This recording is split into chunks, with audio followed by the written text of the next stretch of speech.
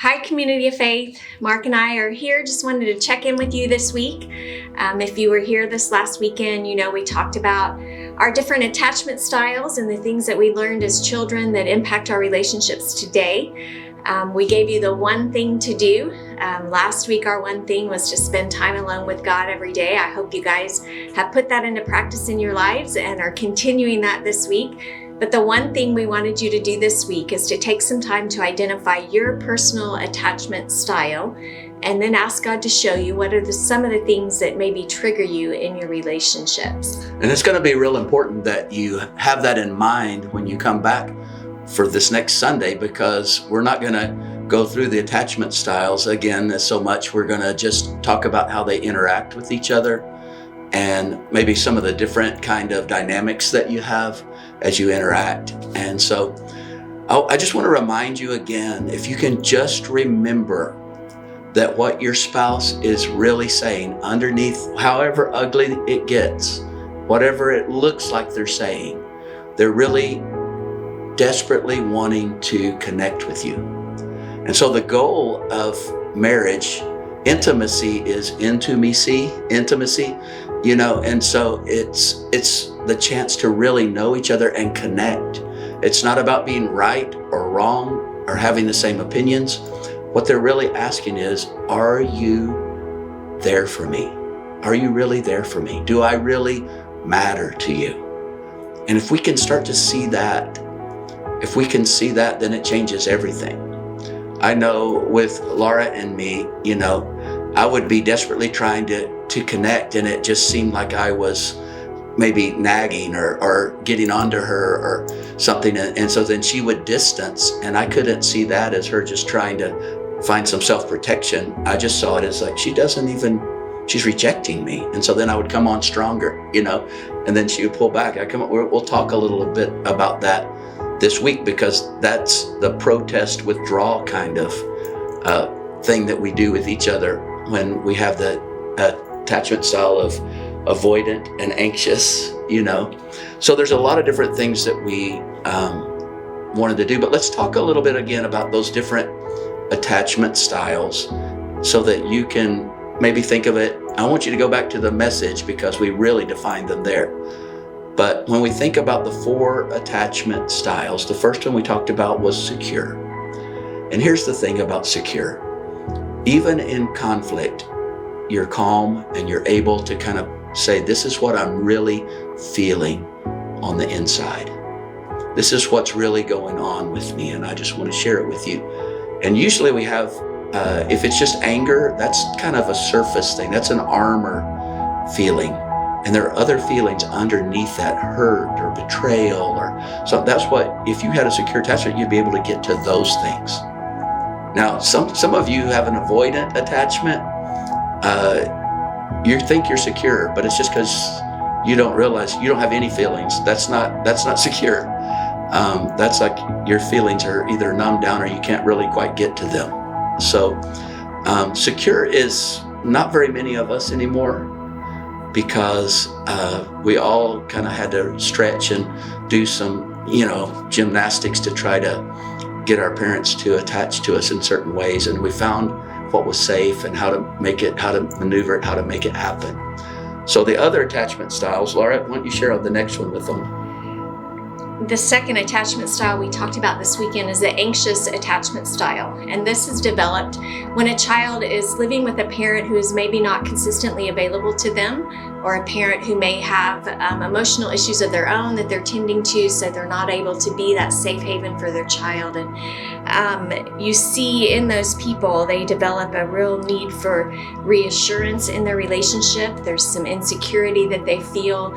They may be the person that feels a little clingy, that looks to that relationship to provide all their self-worth and their self-esteem. It's the person that oftentimes obsesses about their relationships. They overthink the things that happen, the things that are said.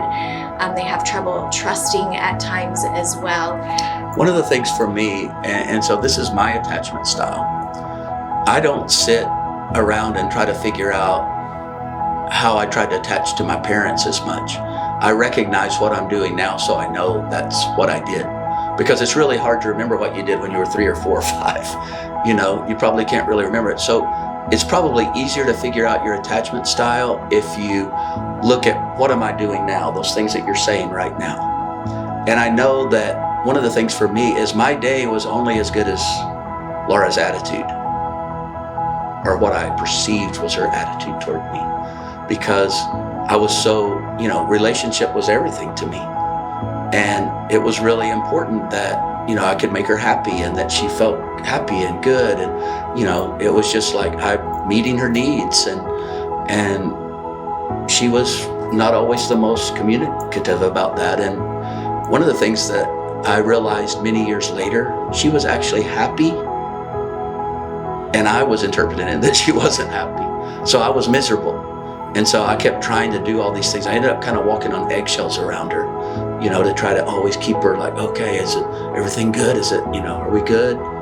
And I know that sounds kind of weak, but I took it as kind of like, this is my responsibility to make my marriage great, So you'll find yourself doing things like that, like if you walk on eggshells all the time and don't want to, cause problems, a lot of times that's going to be an anxious attachment. And I think too, the person who has an anxious attachment, they have a real fear of abandonment, a real fear of rejection. And so if you have those kind of fears, that may be something that would show you that you have that anxious attachment. One of the ways you'd know if you had an anxious attachment is you're the pursuer in the relationship. Like you're the one that keeps trying to make connection happen.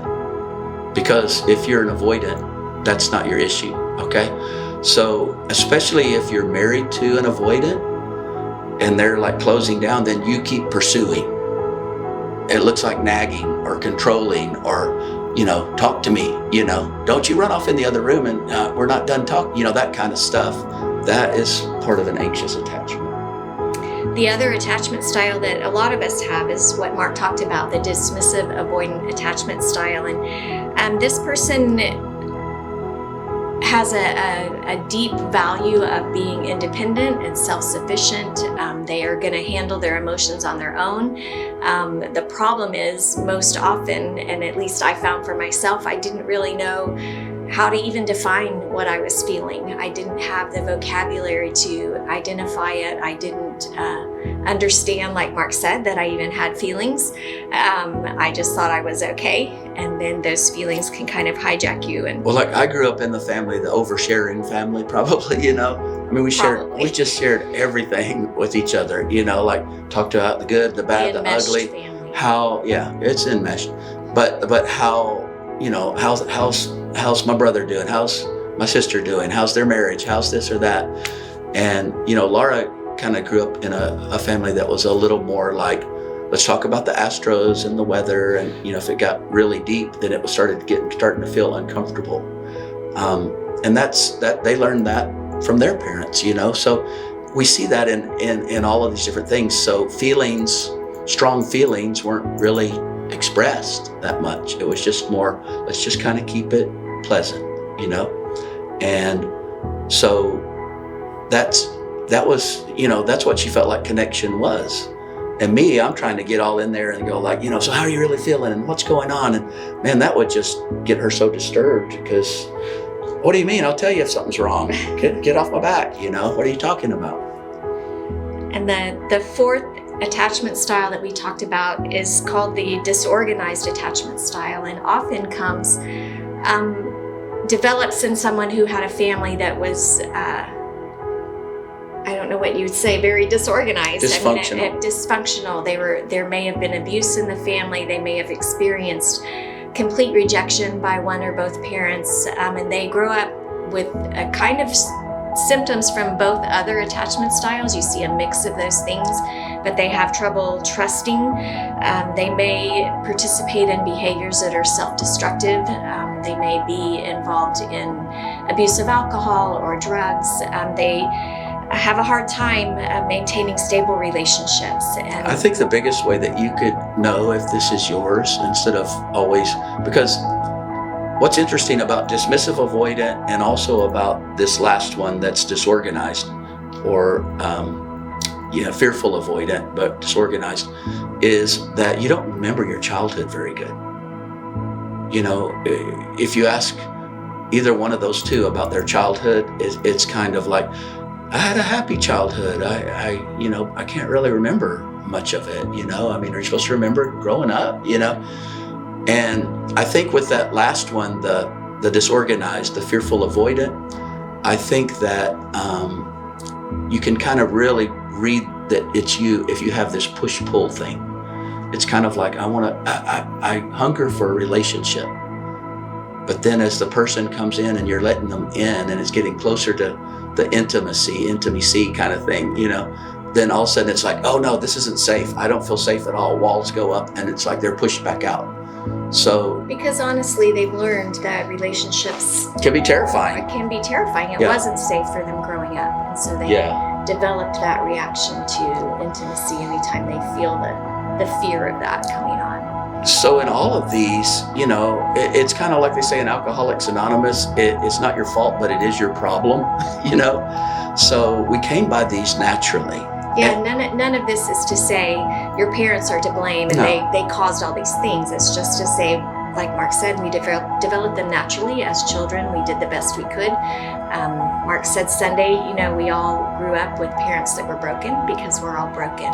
And we're broken. The point is to be able to identify what our style is, so that then we can move on from that, move forward and grow through that as we learn about it. And again, I want to bring you back to what's going on. Both of you are trying your best, the best that you know.